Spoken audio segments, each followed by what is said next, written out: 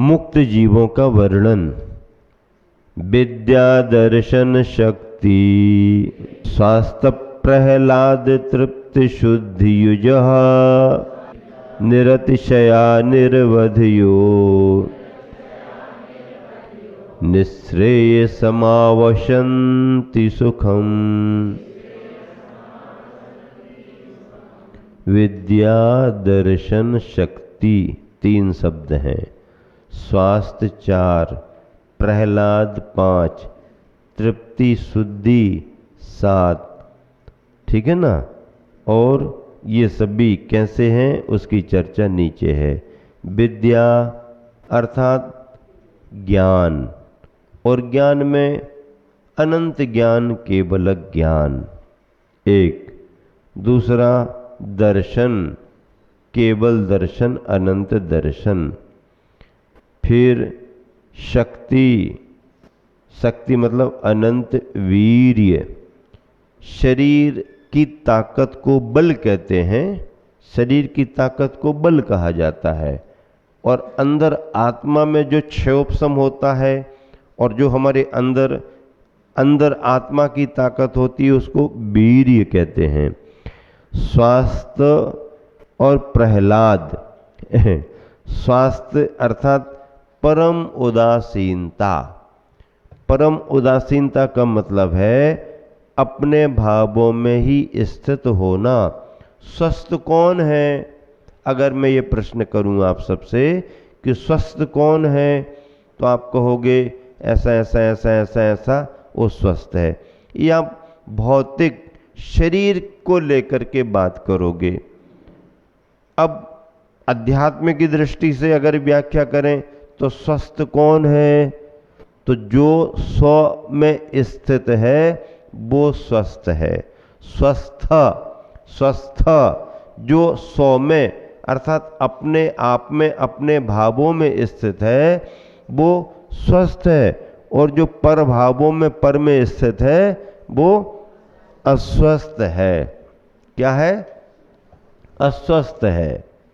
स्व में स्थित स्वस्थ और पर में स्थित अस्वस्थ। सुखी कौन है? अंतर्मुखी सदा सुखी अंतर्मुखी सदा सुखी। अपनी ओर जो देखता है अपनी अच्छाइयों को भी देखता है और समय आने पर अपनी बुराइयों को भी देखता है। अपनी विशेषताएं भी अपन को मालूम होना चाहिए और अपनी कमजोरियां भी अपन को मालूम होना चाहिए।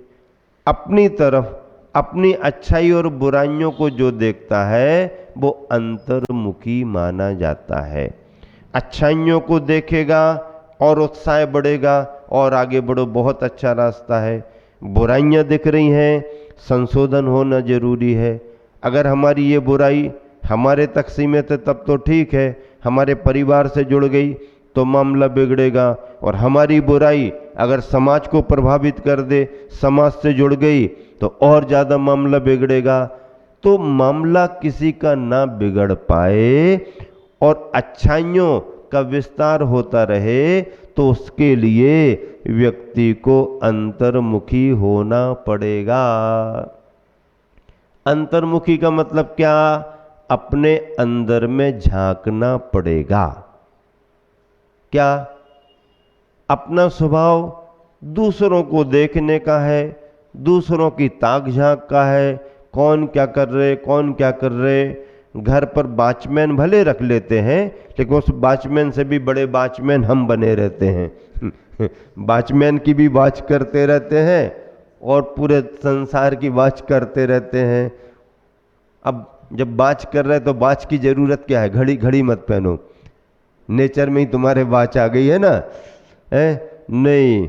तो अब अगर हम दुनिया में लगे रहेंगे तो अपना संशोधन, अपना शुद्धिकरण हम नहीं कर पाएंगे।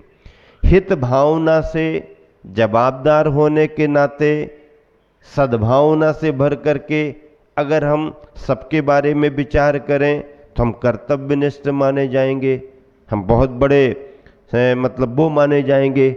लेकिन अगर केवल इन्हीं बातों को लेकर के तो हमारी कमजोरी मानी जाएगी। अंतर्मुखी सदा सुखी, अपने अंदर की अच्छाइयों पर भी अपना ध्यान जाए और अपने अंदर की कमियों पर, बुराइयों पर भी अपना ध्यान जाए, तो हम अंतर्मुखी माने जाएंगे। और अंतर्मुखी बने तो सदा सुखी, और बहिर्मुखी सो सदा दुखी। बहिर्मुखी सो सदा दुखी। क्यों? क्योंकि समस्याओं का अंत कभी होगा नहीं और हमारा ध्यान उन्हीं पर बना रहेगा, तो हमें शांति कभी मिलेगी नहीं। अंतर्मुखी सदा सुखी और बहिर्मुखी सदा दुखी। सुख और दुख की परिभाषा कुछ ऐसी भी बनाई जाती हैं जो बहुत आवश्यक भी है। तो स्वस्थ कौन है? जो अपने आप में स्थित है वो स्वस्थ है।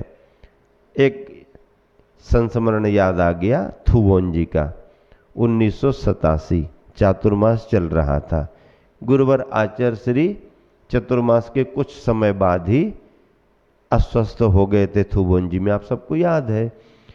तो वो तो आचार्य श्री का तो हर साल 2 साल में अस्वस्थता से चलता ही रहता था। हो गया, लंबा समय निकल गया, महीना 1.5 महीना निकल गया, मतलब 8-15 दिन ही निकल पाए थे स्थापना के, और आचार्य श्री अस्वस्थ। उस समय पानी भी जरा विलंब से गिरा, गर्मी बहुत थी, स्थान भी उतना उपयुक्त संघ के हिसाब से नहीं था, धर्मशालाएं वगैरह संत भवन नहीं थे, मंदिरों में आदि आदि धर्म दहलानों में रुका करते थे। तो चतुर्मास तो था ही। उस समय मलेरिया भी कुछ ऐसा प्रकोप हुआ देश में कि पूरा संघ मलेरिया की चपेट में आ गया था। बहुत समय लग गया। ठीक होते होते आचार्य श्री पर्यूषण के अंतिम दिन, पूरा पर्यूषण निकल गया, आए नहीं, अंतिम दिन मंच पर गए, उनकी स्थिति बनी और आखिरी दिन संबोधन सभी को दिया। तो उसी बीच में अस्वस्थता में मिश्री लाल जी जैन एडवोकेट गुना वाले बड़े कवि हैं, अब थे अभी नहीं है, तो वो समाचार सुन करके परिचित थे आचार्य श्री से, तो आए। शाम का समय था, आचार्य श्री का प्रतिक्रमण कराना था। प्रतिक्रमण के लिए मैं ही बैठा था, क्योंकि उस समय जो महाराज जी थे वही कोई ना कोई समाधि सागर जी हम आदि आदि कराते रहते थे। तो मैं वहाँ बैठा था और वो आगे घूमते फिरते वॉलंटियर्स उनको थोड़ा रोक रहे थे, हमारा ध्यान चला गया। हमने कहा आचार्य श्री कवि महोदय आए हैं, तो आचार्य श्री ने मुस्कुरा दिया, मतलब परमिशन है। तो हमने कहा भैया आ जाने दो, थोड़ा आ गए। अब उन्होंने सोचा आचार्य श्री की अस्वस्थता का समाचार तो लेना है, लेकिन अब इतने बड़े आध्यात्मिक गुरु से बात करें, उनसे पूछें, और अपन ने तबीयत खराब है ऐसा वैसा पूछा तो आचार्य श्री आध्यात्मिक उत्तर देंगे। आध्यात्मिक उत्तर देंगे तो उन्होंने थोड़ा सा अपना शब्दावली बदल के और भाव प्रकट किया। अब अगर वो पूछते आपका शरीर कैसा है, स्वास्थ्य कैसा है, तो आचार्य कहते हमारा शरीर कहाँ है, हमारा तो ऐसा वैसा, वो ऐसा मान करके चल रहे थे कि आचार्य श्री ये उत्तर देंगे। तो उन्होंने भाषा बदल करके आचार्य श्री से पूछा, आचार्य श्री आपकी देह तो स्वस्थ है ना अब, आपकी देह तो स्वस्थ है ना अब। तो आचार्य श्री भी अब जो जैसा रहता ना उससे वैसी बात करते हैं आचार्य श्री। तो आचार्य श्री कहने लगे कि सुनो, आप ये कह रहे हो ना कि आपकी देह तो स्वस्थ है ना, तो आचार्य श्री कहते हैं ये बताओ देह स्वस्थ हुई कब है? क्या देह स्वस्थ हुई कब है? किसी की भी देह अगर देह है तो स्वस्थ हुई कब है? अब उनने सोचा हम और फंस गए उल्टे। उन्होंने वो घुमा करके पूछा, आचार्य श्री उसको और घुमा करके उत्तर दे दिया। तो आचार्य श्री मेरा आशय, हाँ आचार्य श्री के आशय समझ गए, मैं अभी मैं ठीक ठाक हूँ, लेकिन ये बताओ मिश्री लाल जी देह स्वस्थ हुई कब है? अब मिश्री लाल जी के पास कोई उत्तर नहीं। तो देह तो स्वस्थ कभी हुई ही नहीं, कितना भी डॉक्टर सर्टिफिकेट दे तुम स्वस्थ हो, तुम स्वस्थ हो, हाँ स्वस्थ हैं मानो, लेकिन शरीर में ढेर सारे रोग तो पहले से ही विद्यमान है। बीमारी रोगों के रहने से नहीं बढ़ती है, रोगों के प्रकोप से बढ़ती है। अभी आप स्वस्थ हो बिल्कुल, लेकिन आपको ढेर सारी कोई ना कोई अंतरंग वाडीगत कुछ न कुछ है, लेकिन वो आपके नियंत्रण में है, आप स्वस्थ हो। जब उनमें तीव्रता आ जाए तो फिर वो अस्वस्थता मानी जाती है। उस तीव्रता को नियंत्रित करने के लिए फिर उपाय हैं, भोजन पानी, समय पर विश्राम करना, श्रम अपनी क्षमता के अनुसार करना, उठना बैठना, खान पान आदि आदि।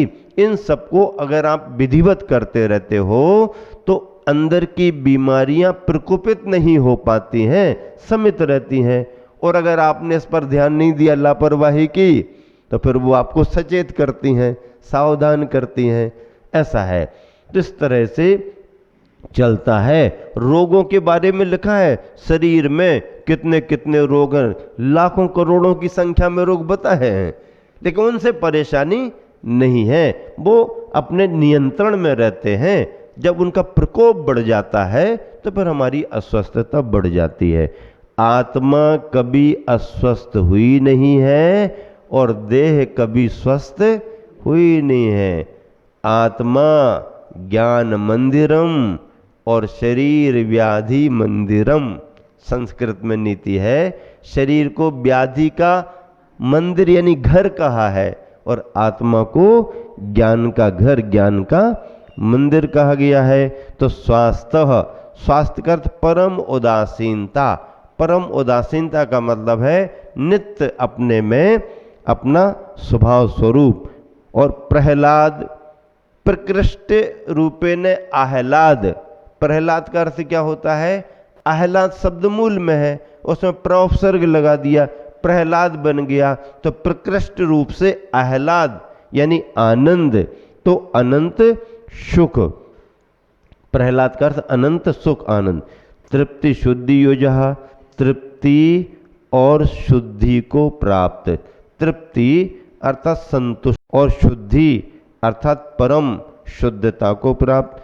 निरतिशयाः हीनादिकता से रहित और निर्वधयाः अवधि से रहित अर्थात सीमा से रहित।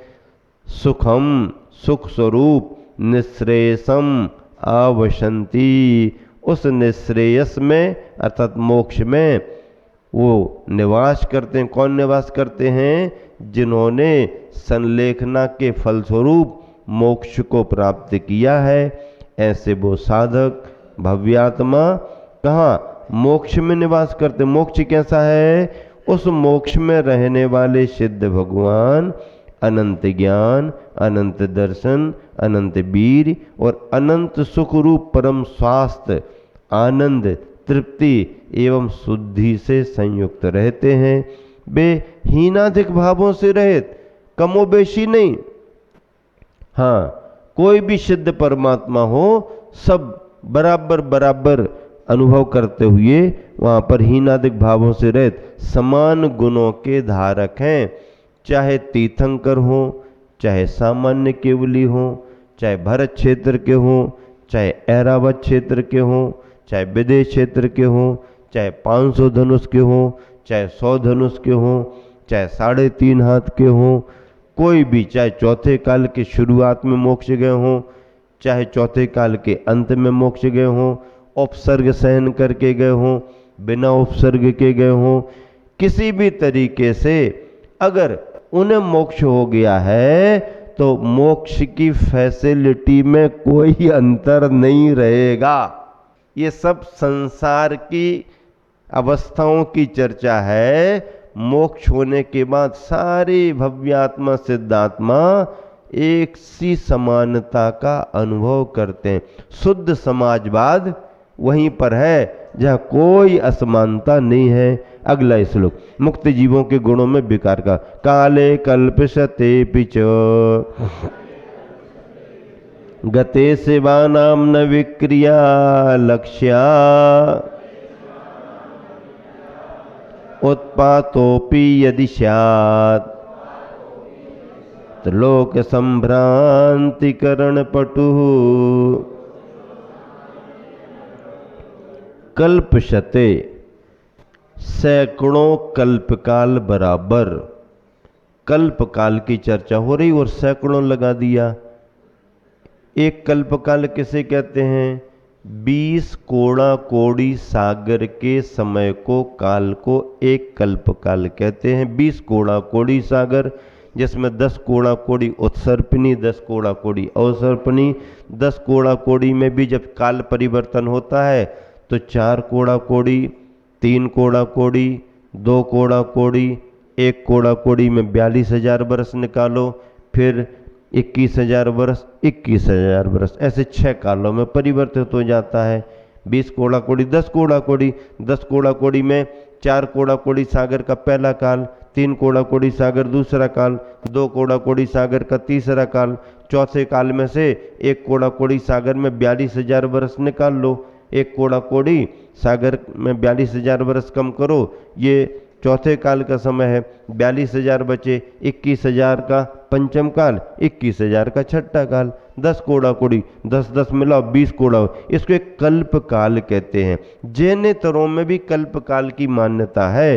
तो सैकड़ों कल्प काल बराबर काले काल के गते बीत जाने पर भी और यदि त्रिलोक संभ्रांतिकरण, तीनों लोकों के संभ्रांत करने में, तीनों लोकों के मतलब हलचल मचा देने वाली, पटु समर्थ उत्पात अपि, उत्पात भी स्यात् होबे तो भी, शिवानाम विक्रिया न लक्ष्या, सिद्धों में विकार अर्थात परिवर्तन न लक्ष्य दिखाई नहीं देता।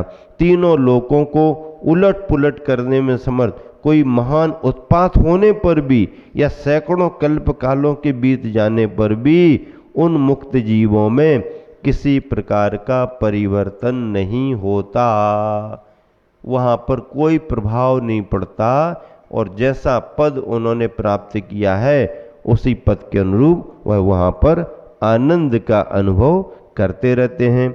दोनों इस श्लोकों का पद्यानुवाद भी पढ़ते हैं, 133, 132 और 133। अनंत विद्या अनंत दर्शन अनंत केवल शक्ति रही, परम स्वास्थ्य आनंद परम और परम शुद्धि परितृप्ति सही। जो कुछ उघड़े घटे बड़े नहीं, अमित काल तक अमिट रहे, निश्रेयस निर्वाण वही है, सुख से पूरित विदित रहे। एक एक कर कल्प काल भी बीत जा, सत सत भाई, या विचलित त्रिभुवन हो ऐसा, वज्रपात हो दुखदाई। सिद्ध शुद्ध जीवों में फिर भी विकार का वह नाम नहीं, उनका सुख कर नाम इसी से लेता मैं अविराम सही।